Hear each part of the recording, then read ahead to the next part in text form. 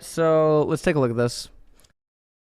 So, okay, sources, top laner Wonder will not be playing for Fnatic in LEC next split. It has not been decided who will replace him, but Oscarin is likely to be promoted. So this might just be, honestly, this might just be a cost-cutting opportunity. That's the only thing that I can actually assume.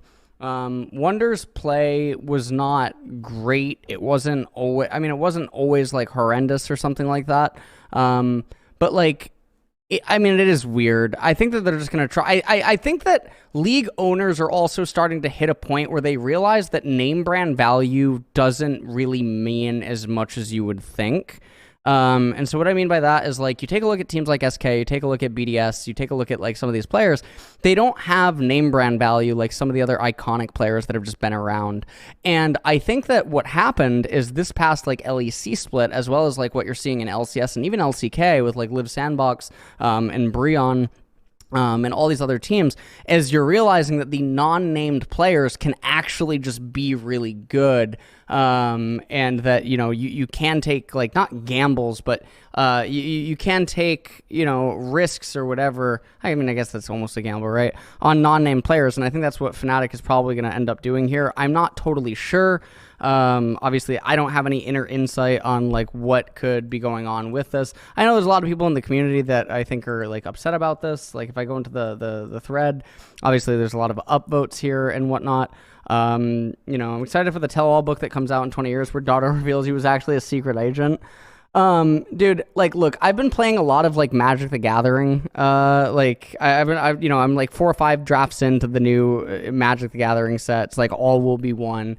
Dude, it really looks like Dardo is like Elish Norn or something. He's like, Dardo is gonna complete Fnatic. Like, I don't, like, this is like one, you know, this is like quickly turning into like the TSM Parth situation or something. Like, I don't know what is going on in Fnatic, but like something is actually just going on. Rux will not be on Fnatic support in the next split. Advien is on Fnatic's options. Okay, so this is another rumor. I think the meta is absolutely garbage, to be honest. It's basically the same as it is for the last 2 years. Thank you, Humanoid, for saying that as well. Rux will no longer be the starting support after 2 months. So Rux, I mean, it is unfortunate. I think it is unfortunate. He did not look like the same player that he looked like at Worlds, which is very, very, very surprising. And is that because Upset is not there, or is it literally just because he's on entirely different champions? I mean, that remains to be said. I mean, Hylissang now not being on Fnatic, while Hylissang's on Enchantress, actually looks really fantastic. He looks like a totally different player. So I think this is probably going to be Rux's last stint in LEC, at least for the foreseeable future. And then the other sources is that Crusher will not be Fnatic's head coach in the next split. The Portuguese coach was the most wanted coaches in the RL after winning the league with UCAM years ago, and also had great performance in Fnatic Academy, winning the 2022 spring split. So obviously, coach getting removed, etc. I just imagine that there was a lot of problems internally at Fnatic. If there's anything like what used to exist in 2019, 2020, still happening in Fnatic, then yes, there is just a lot of not good problems, and the environment is actually probably one of the worst.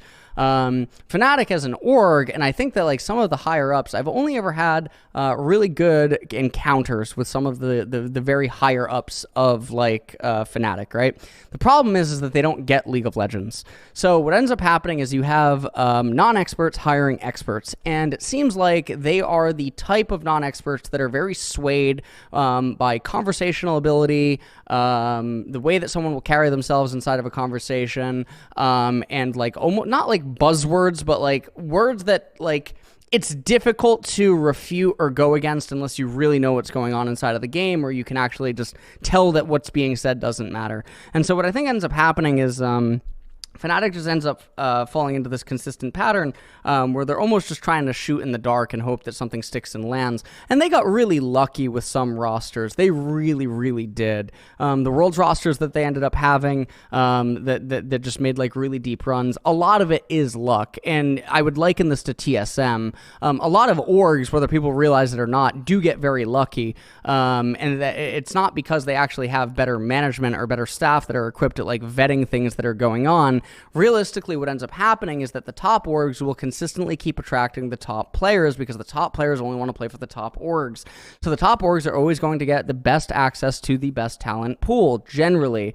And what this ends up meaning is that it looks like the org is doing a phenomenal job and a fantastic job until shit starts hitting the fan.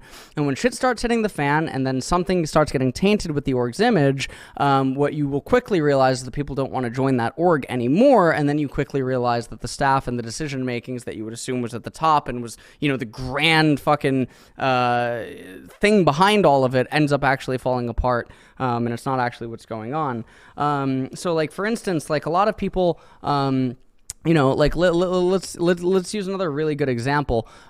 So like usually, when people think of like great orgs, because no one's saying it in my chat right now, but people will say like Cloud9 or something, right? They'll say, oh, Cloud9 does all this great things. They always find these great players and they always do all these things.